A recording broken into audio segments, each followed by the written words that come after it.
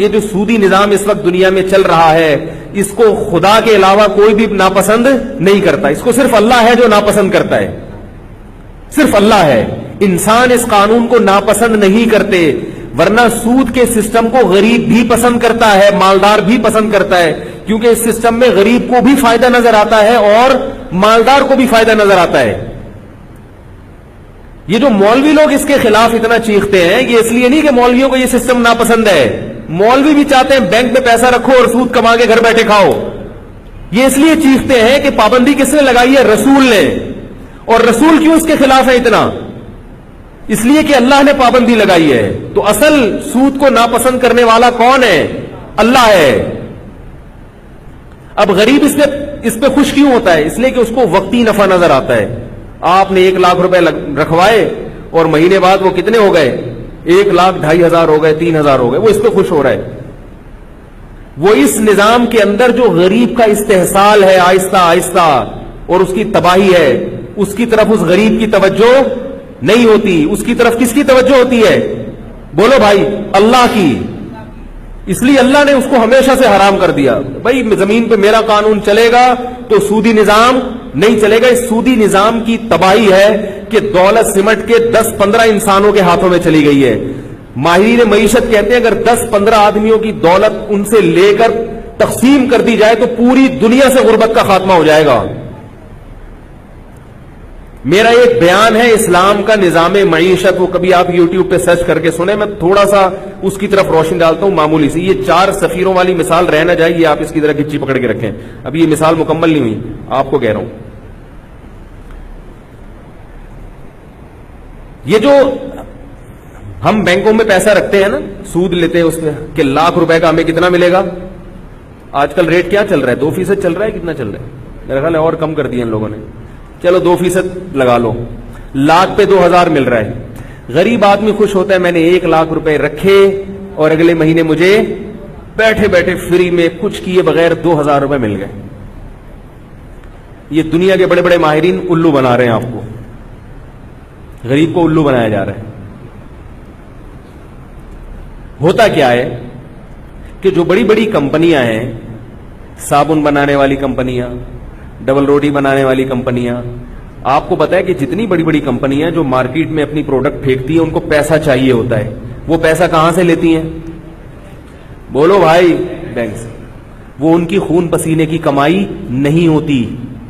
وہ فری پھوکٹ میں بیٹھے بیٹھے ان کو کہاں سے ملتا ہے؟ وہ بینک سے ملتا ہے. یہیں سے توازن خراب ہونا شروع. بیٹھے بیٹھے آپ کے ہاتھ میں بیٹھے بیٹھے اتنی بڑی رقم آئے گی تو ظاہر ہے معیشت کا نظام کیا ہوگا؟ اس سے خراب ہوگا. چند ہاتھوں میں دولت سمٹنا شروع. اب ہوتا کیا ہے؟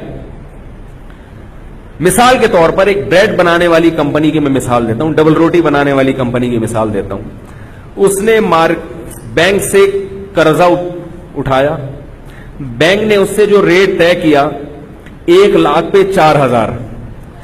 ایک مثال دے رہا ہوں، مجھے نہیں پتا کہ جو ہے نا وہ KIBR کیا چل رہا ہے آج کل. کراچی انٹر بینک جو ایک ریٹ ہوتا ہے، لندن کا کیا ہے، کراچی کا مجھے ابھی اس وقت معلوم نہیں ہے. فرض کر لے کہ 1,00,000 پہ 4,000 جو ہے نا بینک نے اس تاجر ان کمپنی سے کیا لیا؟ پروفٹ لیا. کیونکہ 1,00,000 پہ 2,000 بینک کو کس کو دینا ہے؟ غریب کو دینا ہے نا. او بھائی، جو غریب نے 1,00,000 روپے بینک میں اپنی ساری زندگی کے رکشے چلا چلا کے جو پیسے بچائے تھے وہاں رکھے تھے، تو اس 1,00,000 پہ بینک اس کو 2,000 دے گا تو اپنا بھی تو بچائے گا نا بھائی. تو 4,000 بینک نے اپنے بچائے رکھے، 2 اس میں سے غریب کو دیے، 2 کس کے پاس تھے؟ اپنے پاس تھے. اب جو کمپنی جو بریڈ بنا رہی ہے وہ 1,00,000 پہ 4,000 روپے اس کو بینک کو دینے ہیں، تو وہ ڈبل روٹی کی قیمت اسی حساب سے بڑھائے گی کہ نہیں بڑھائے گی؟ ہے بھائی، کیونکہ وہ اس کے پروفٹ میں، بولو بھائی، نہیں ہے. اس کو پتا ہے یہ تو میں نے بینک کو دینے ہیں. تو بریڈ کی جو قیمت ہے مارکیٹ میں وہ خود بخود 4% بڑھ جائے گی. غریب آدمی اس نے 1,00,000 روپے نکلوا کے 2,000 جو پروفٹ لیا، جب وہ اس 1,00,000 سے ڈبل روٹیاں خریدے گا تو وہ 2,000 اضافی اس مہنگائی میں دے گا کہ نہیں دے گا؟ بولو بھائی. تو وہ گھوم کے کہاں چلا گیا؟ دوبارہ بینکوں کے جیب میں چلا گیا کہ نہیں چلا گیا؟ یہ سودی نظام اگر نہ ہوتا تو چیزوں کی قیمتیں اتنی تیزی سے اوپر نہ چڑھتی. شریعت نے اس کے خلاف جو نظام دیا ہے وہ مزاربہ اور شرکت کا نظام دیا ہے. اب شرکت کے نظام میں کیا ہوتا ہے؟ وہ جو اسلام نے دیا، جو اللہ نے دیا، یہ محمد صلی اللہ علیہ وسلم نے نہیں دیا، یہ مولویوں نے نہیں دیا. یہ نظام کس نے دیا ہے؟ اس کائنات کو بنانے والے نے. محمد صلی اللہ علیہ وسلم نے صرف اس پیغام کو پہنچایا ہے، بنایا نہیں ہے. محمد صلی اللہ علیہ وسلم تو لکھنا پڑھنا نہیں جانتے تھے، وہ کیسے کیسا قانون بنا سکتے تھے؟ اللہ کا جو قانون ہے وہ کیا ہے؟ شرکت میں نفع اور نقصان میں پرسنٹیج کے حساب سے آپ کو شریک ہونا پڑے گا. کیا مطلب؟ اب یہی اگر شرکت کا نظام ہوتا، غریب آدمی بینک کو 1 لاکھ روپے دیتا اور بینک سے کہتا آپ کو جتنا پروفٹ ہوگا اس میں سے 2% مجھے چاہیے. ایک 2% کی مثال دے رہا ہوں میں. ویسے تو انویسٹر کا جو ریشو ہے وہ زیادہ ہوتا ہے، عام طور پہ 70% ہوتا ہے انویسٹر، اور 30% وہ لیتا ہے جو عمل کرتا ہے. 1 لاکھ پہ مجھے کتنا چاہیے؟ 2%. بنتا وہ بھی 2000 ہی، لیکن وہ 1 لاکھ کا 2000 نہیں، جو پروفٹ ہوگا اس کا مجھے 2% چاہیے، یا 20% چاہیے، یا 25% چاہیے. پرسنٹیج. بینک یہ پیسے کس کو دیتا؟ کمپنیوں کو. کمپنیوں سے ڈبل روٹی والی کمپنی سے کہتا ہے کہ آپ کا جو پروفٹ ہوگا اس پروفٹ میں سے مجھے 4% چاہیے. نہیں یاری بات، بہت ٹیکنیکل بات ہے، اس کو سمجھیں. پروفٹ میں سے مجھے کتنا چاہیے؟ مجھے 2000 4000 نہیں چاہیے. مجھے اس سے غرض نہیں ہے کہ میں آپ کو دے کتنے رہا ہوں، مجھے اس سے غرض ہے کہ میرے پیسوں سے آپ کماتے کتنا ہو. ہم جو آپ کو 1 کروڑ کا قرضہ دے رہے ہیں، اس 1 کروڑ پہ آپ جتنے کماؤ گے اس میں سے 4% ہمارے اور 96% تمہارے. نہیں یاری بات.